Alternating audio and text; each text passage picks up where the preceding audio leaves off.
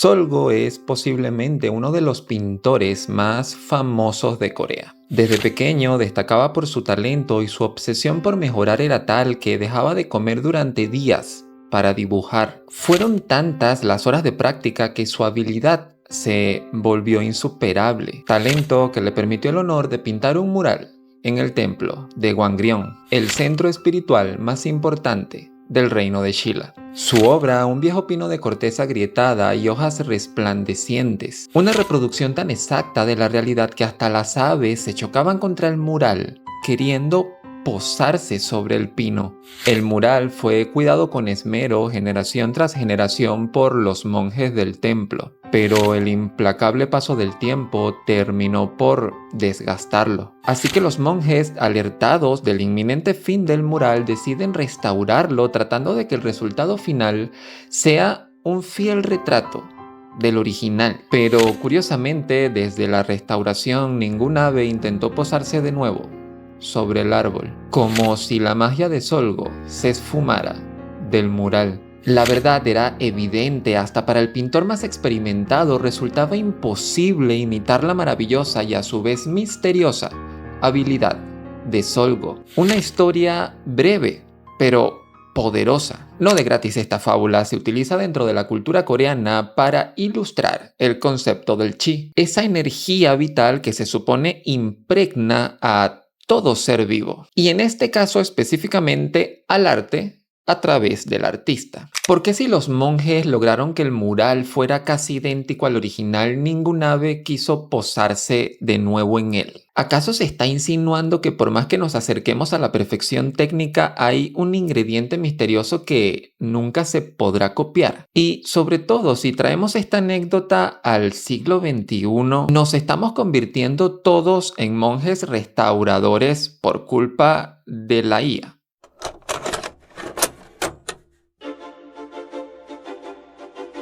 Hoy, con solo unas pocas líneas de texto, cualquiera puede redactar un artículo impecable, generar una imagen o programar una aplicación sin saber realmente lo que hace. Sin embargo, mientras navegamos por este océano de contenido autogenerado en el que se ha convertido Internet, surge una sensación extraña. Todo el contenido se parece.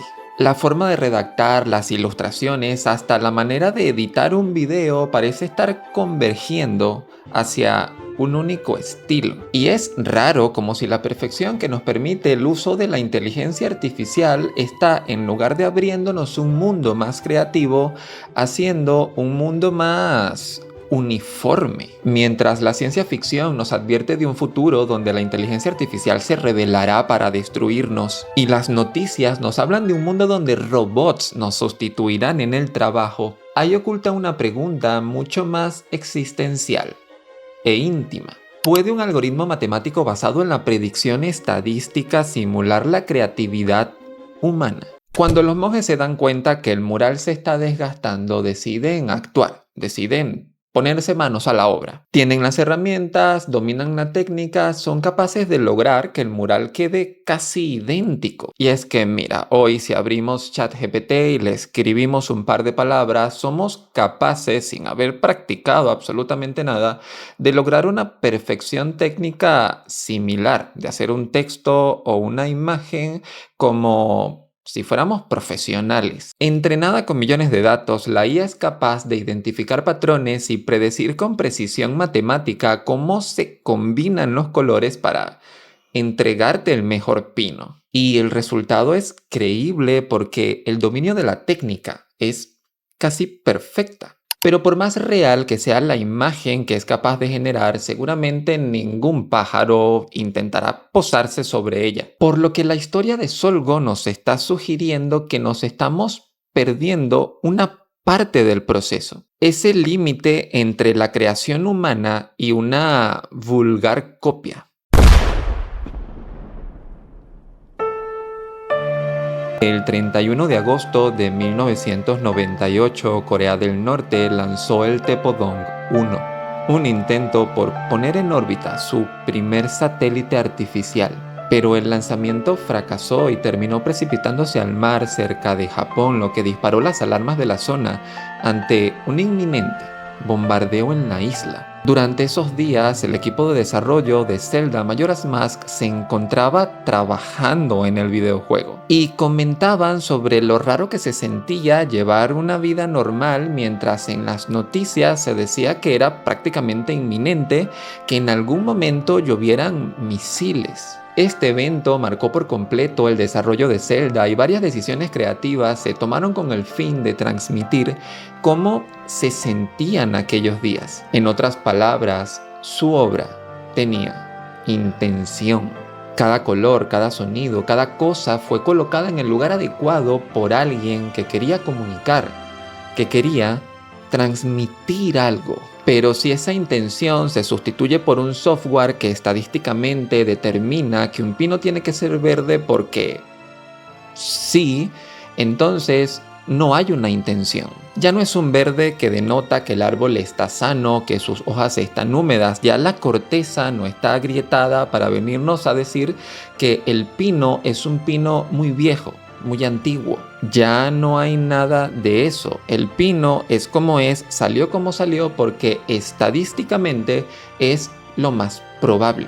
Cuando Solgo pintaba una rama del pino, no solo estaba poniendo a prueba su técnica, estaba transmitiendo años de experiencia, noches sin dormir, días sin comer. Mientras los monjes creían que la magia de Solgo estaba en la perfección de su trazo, la magia realmente ocurría justo en lo contrario. Estaba en la perfección del momento, en la incomodidad que sentía, en aquello que quería transmitir. Cada trazo para Solgo llevaba una intención y esa intención no puede ser copiada por nadie porque solo pasa una vez. Pero bueno, no todos podemos ser un erudito que pasa hambre para poder practicar y mejorar su dibujo. Por lo menos estas herramientas modernas nos facilitan el trabajo, ¿no? A mediados de la primera década del 2000, el dios de la guerra venía a introducir una propuesta nunca vista en el mundo de los videojuegos. Si fallabas en múltiples ocasiones, el juego te mostraba una pantalla de carga que te ofrecía bajar la dificultad para poder continuar. Y desde entonces cambió todo. Hoy los videojuegos ya ni siquiera te consultan si quieres bajar la dificultad. Automáticamente la bajan en el momento en que detectan que te has quedado estancado en un punto, sin contar con todas las ayudas, pistas y guías que hoy son incluidas porque los desarrolladores saben que hoy, pues, necesitamos más ayudas. Nuestro umbral para tolerar los retos, para enfrentar el fracaso, nuestra paciencia para tomarnos el tiempo de aprender algo nuevo, porque en 5 minutos no se puede ser experto de todo, parece que ha disminuido en las nuevas generaciones. Y es allí donde está el mayor peligro. Si dejamos todo nuestro proceso de aprendizaje, nuestro proceso de toma de decisiones en manos de una inteligencia artificial, estamos atrofiando nuestras capacidades de resolver problemas. Solgo pasaba días practicando sin comer porque sabía que eso lo haría mejor pintor, pero hoy eso no es necesario, ya no hace falta aprender música para generar música, porque con un par de clics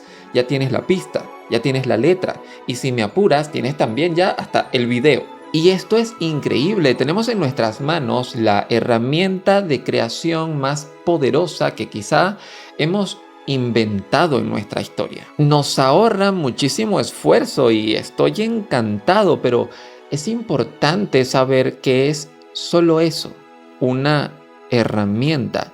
Pero hay personas que parece que no han entendido que es solo eso, una herramienta. No es lo mismo usar un pincel para pintar que el pincel pinte por sí solo. Cuando dejamos que la IA piense por nosotros, resuelva nuestros conflictos y cree nuestro arte, no nos hace más productivos, nos está haciendo más dependientes. Dependientes de una herramienta que no puede hacer más que copiar aquello que ha aprendido. Dependientes de una perfección técnica que no propone nada nuevo, sino que imita lo que ya existe. A ver, esta no es la primera vez que ocurre algo así. Cuando la imprenta masificó los libros, no eran pocos los que decían que los jóvenes iban a ser más tontos porque míralos, están allí encerrados en sus casas leyendo un libro como si fueran tontos en lugar de salir a la calle y vivir la vida de verdad. Con la llegada de la televisión, la juventud sería cada vez más tonta porque míralos,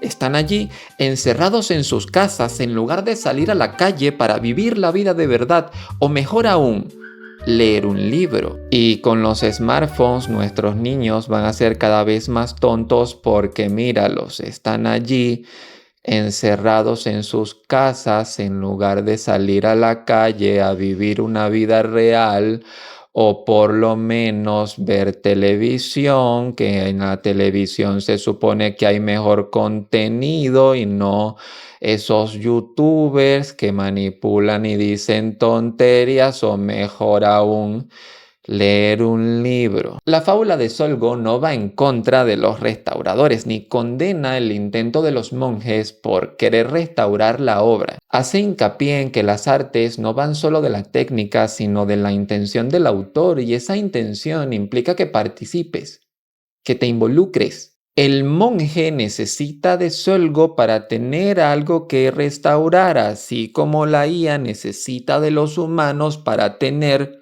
más contenido del cual aprender. Es una herramienta parasitaria. Necesita de nosotros para poder seguir creciendo y mejorando. La moraleja de todo esto es que no podemos confundir la herramienta con el creador. Y tú, como creador, no debes de delegar tu método, tu intuición, tu experiencia, tus razones para hacer lo que estás haciendo a una máquina, porque esos son los ingredientes misteriosos que se supone, en teoría, por lo menos por ahora, la tecnología no va a poder imitar. Y es ese ingrediente mágico que hace que para las aves ese mural parezca real. Y aquí estamos. Este es el segundo video derivado de un artículo escrito como reportero honorario. Hace unos días les comentaba que estos artículos que se aprueban no van a estar disponibles de forma pública, pero traigo una buena noticia, y es que ya son públicos gracias a que creé un espacio para ello abajo en la descripción.